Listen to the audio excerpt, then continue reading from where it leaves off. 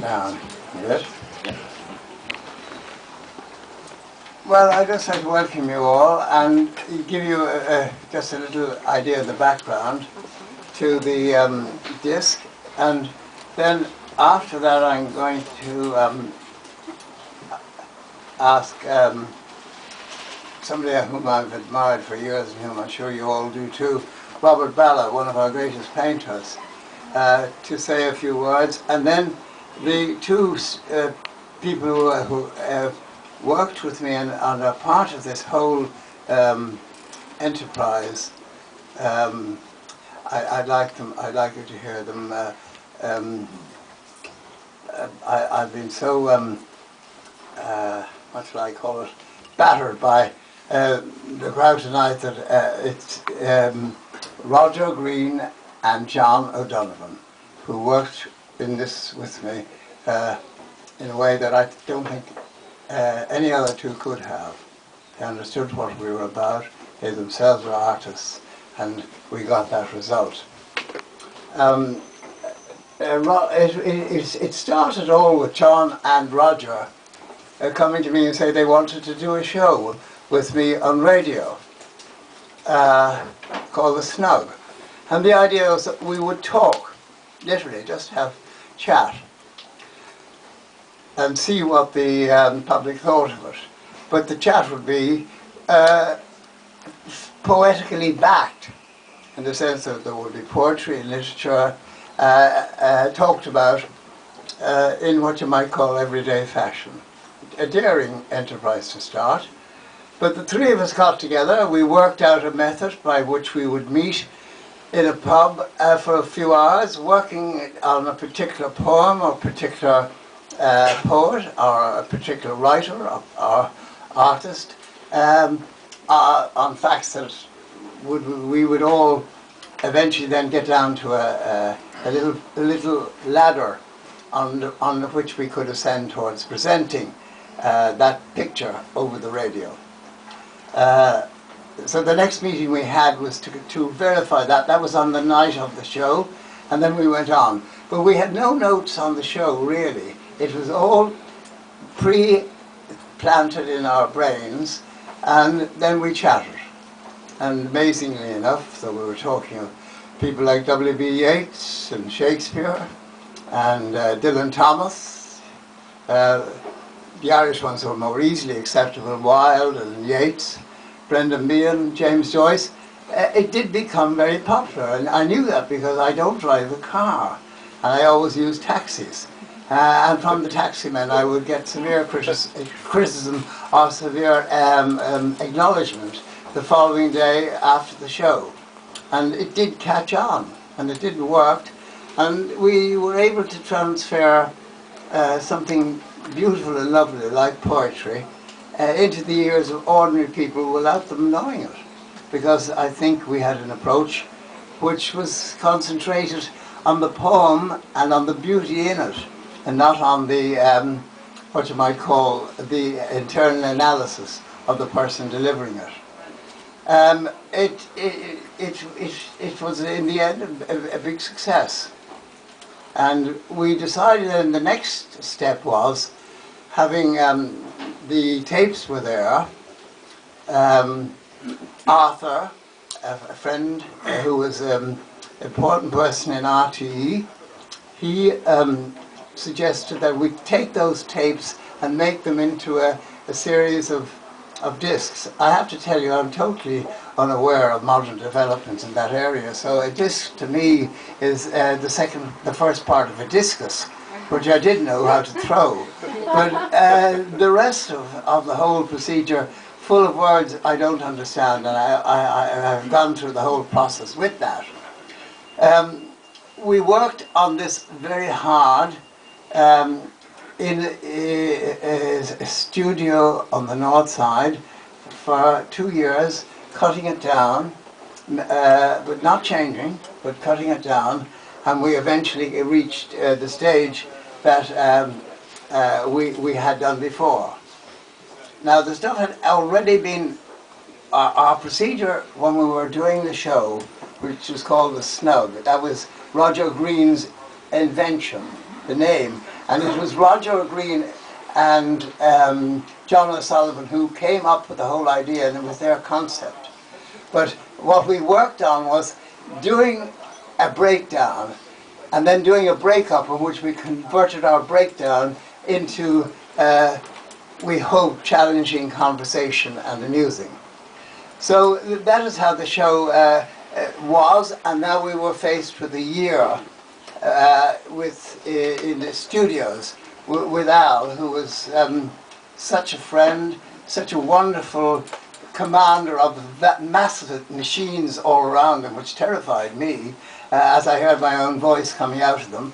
It's a terrible thing, by the way, to have to listen to your own voice for a year. And I'm not being modest, but it really is, especially when you make mistakes. And at the end of that 2 years process, we had we had the material, but we know where to go. And then we struck a really remarkable piece of luck. I met, gosh, my mind's so bad. I just spoke to him 5 minutes ago. Very famous singer, journalist. I always go crack on his name. Can he put his hand up, please, in the audience? He knows who it is. Who came to me and brought Eamon Carr, of course. Eamon came to me, and he's a sort of magician. He does suddenly, in front of me, appear this whole perspective of the international net. And he put me in touch with the right people, he gave me the right advice, and gave us, I should say, the right advice, and it then blossomed into what you see today. I think the production is very beautiful, I must say. It fulfills everything I wanted, and we all wanted. And that's how the whole thing came into being.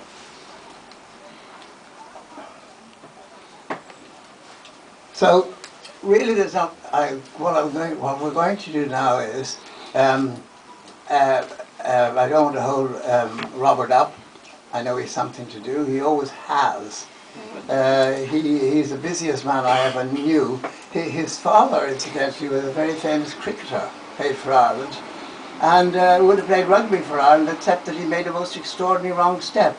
He was a Protestant who played for Blackrock, which was a Catholic college, and the result was that he got caught between two religions and never played rugby for Ireland. But he was a wonderful man, and he produced a wonderful son. Robert is one of my heroes. I know of no one who is successful as he is, a great artist, a major artist, one of the best 5 artists in the of the last 50 years in the country. And he has done all that, taken his political views and worked them as only he could, and at the same time survived. Don't forget, he's the man that designed Riverdance. That's Robert Ballagh. He's some guy. He's the modern hero in my mind. He's got the lot. And I'm very honoured that he should offer to speak about me here tonight, or about this, I even find it hard to find a name for these. I call them discs. Anyway, about the disc. And after that, I'll have a word from Roger Green, who was the host in the show.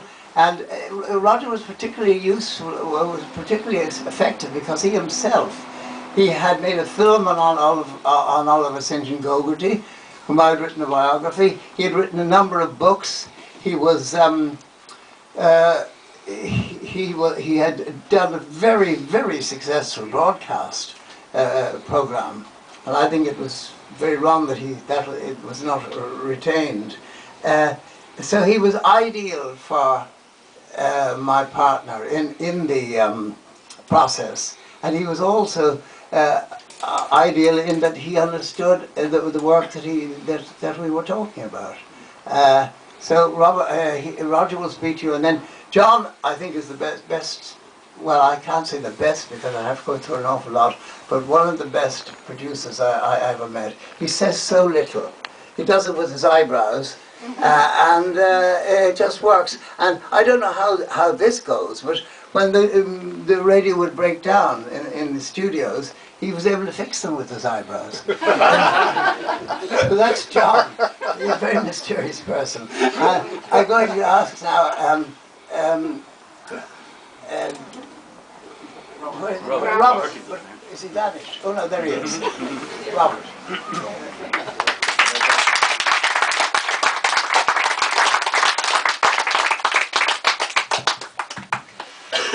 Well, it's a great honour and a privilege to be asked to speak here tonight. I have to say, Ulick has been a friend and a colleague for more years than I care to remember, as that old lad used to go. And I have to say, I'm not going to allow that to influence what I have to say tonight, because I truly believe that Ulick has made a remarkable, even significant contribution to the culture of our country. In fact, I believe that if Ulick was living in Japan, he would be declared a national living treasure. I mean, I'm just going to talk about a few of his achievements, and that's all one can do unless you all want to stand there all night. But as a biographer, he has produced the seminal book on Oliver St. John Gogarty, and the most important piece of writing on Brendan Behan. Alongside that, his wonderful book, Celtic Dawn, about the Irish literary renaissance. These are three monumental books of enormous importance.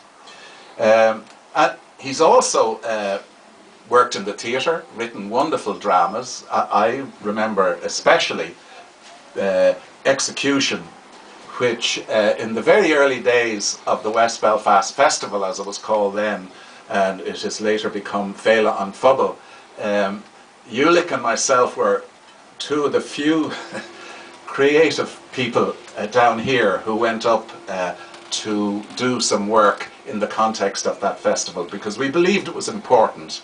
What they were trying to do there was respond to all the negative criticisms about violence, about antisocial behaviour, etc. And they chose to do this through an arts festival. And Ulick typically